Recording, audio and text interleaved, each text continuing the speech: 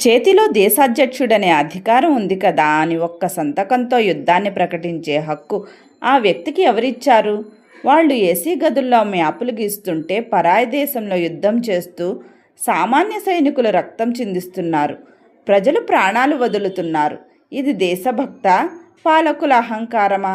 యుద్ధం అంటే కేవలం గెలుపోటములు కాదు, వేల కుటుంబాలు వీధిన పడటం, స్కూళ్లకు వెళ్లాల్సిన పిల్లలు బాంబుల మోతతో భయం గుప్పెట్లో బతకడం. యుద్ధం ప్రకటించిన దేశాధ్యక్షులు బాగానే ఉంటారు, కానీ సర్వస్వం కోల్పోయి అనాథలయ్యేది సామాన్య ప్రజలే. ఇప్పుడిచ్చిన ఈ 2 వారాల విరామం కేవలం రాజకీయ ఎత్తుగడ కాకూడదు. గాయపడిన సైనికులకు ఊపిరి పోయడానికి, ఆకలితో అలమటిస్తున్న ప్రజలను సురక్షిత ప్రాంతాలకు చేర్చడానికి ఇదొక చిన్న అవకాశం.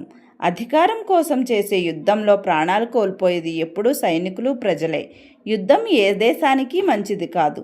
యుద్ధం కాదు, శాంతి కావాలని మనమందరం మనస్ఫూర్తిగా కోరుకుందాం.